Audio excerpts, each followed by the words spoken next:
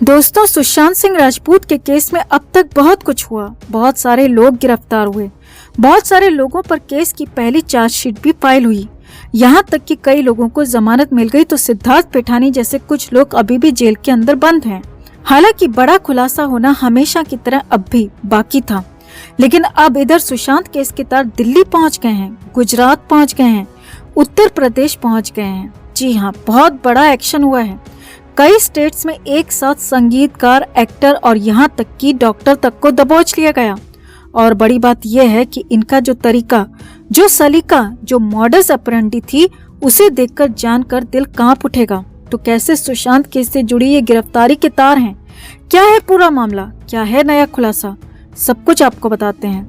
आप भी वीडियो को लाइक और शेयर कर अपना प्यार और सपोर्ट दिखाएं। कमेंट में इसे लेकर अपनी बात, अपनी राय जरूर रखें और चैनल को सब्सक्राइब कर चैनल के साथ जुड़कर हमारी आवाज बने।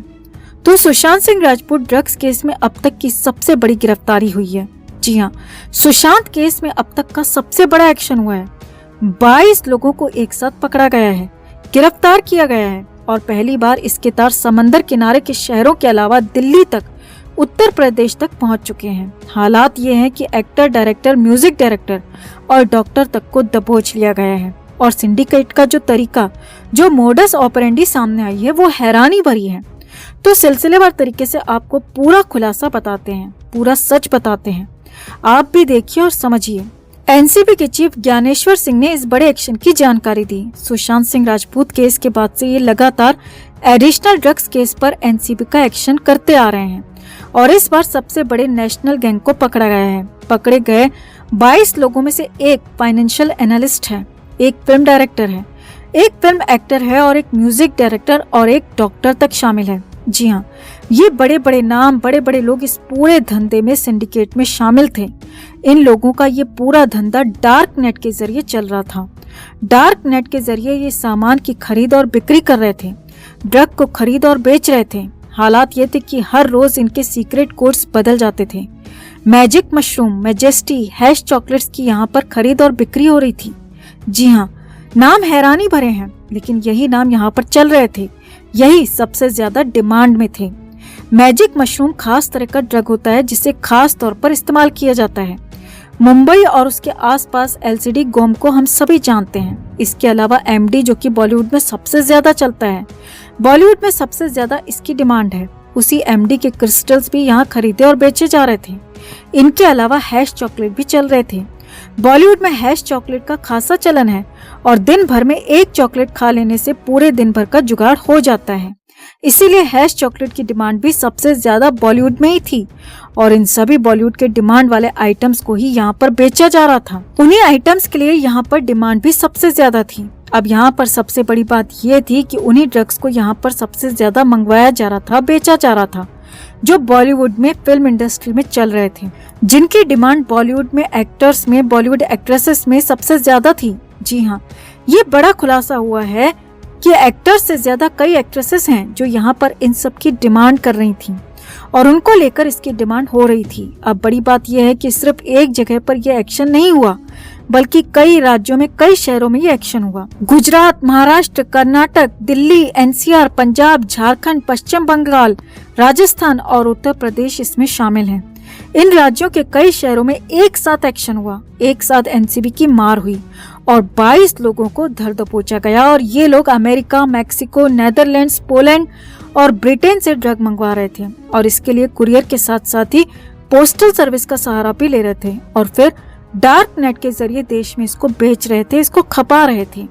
अब एनसीबी का कहना है कि सुशांत सिंह राजपूत के केस में भी इसी लिंक का इस्तेमाल किया गया था। इसी लिंक के जरिए, इसी सिंडिकेट के जरिए सुशांत केस में भी ड्रग की सप्लाई हो रही थी। सुशांत के कई आरोपियों के साथ इन लोगों के करीबी संबंध पाए गए हैं। हालांकि अभी भी कई एक्टर और म्यूजिक डायरेक्टर्स जो कि पकड़े गए हैं, उनके साथ भी सुशांत केस के लिंक निकल रहे हैं। उनकी भी तलाश की जा रही है, उनकी भी छानबीन हो रही है।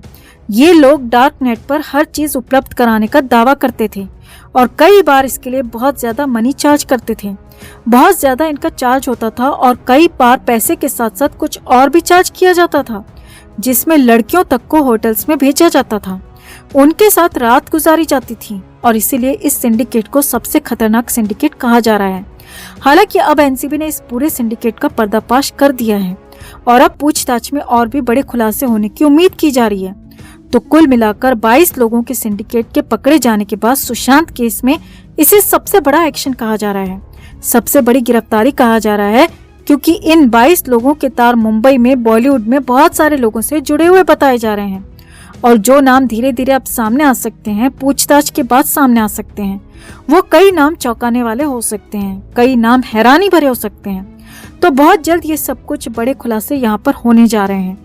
इंतजार करिए, जैसे ही कुछ बड़े खुलासे होंगे, कुछ बड़े नाम सामने आएंगे, तो सबसे पहले हम ही आप तक ये खबर पहुंचाएंगे। तो आपका इस पूरे एक्शन पर, इस पूरे केस पर क्या कहना है दोस्तों? कमेंट में आप भी अपनी बात, अपनी राय जरूर रखें और वीडियो को लाइक और शेयर कर अपना प्यार और सपोर्ट भी जरूर दिखाएं।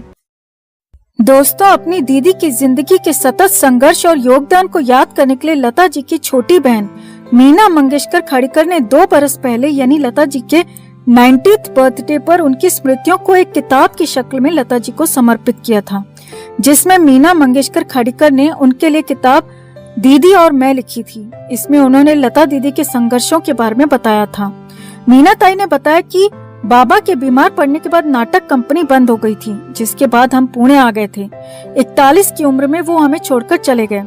उस वक्त हम 5 लोग और उनकी देखभाल करने वाला कोई नहीं था। हम सबकी जिंदगी एक अजीब से अंधेरे के मुहाने पर खड़ी दिख रही थी। उस वक्त दीदी आगे आकर खड़ी हुई। 13 साल की उम्र से उन्होंने काम करना शुरू किया। वो फिल्मों में काम करती थी ताकि घर का राशन पानी चल सके। हालांकि उन्हें काम करना बिल्कुल भी पसंद नहीं था, क्योंकि उनका पहला प्यार तो संगीत था। दीदी इधर उधर म्यूजिक डायरेक्टर्स से मिलती, उनको अपने गाने सुनाती, पर कोई भी खास दिलचस्पी नहीं दिखाता। आखिरकार किसी तरह हरिश्चंद्र बाली ने उन्हें मौका दिया। दीदी ने उनके लिए 2 गाने गाए।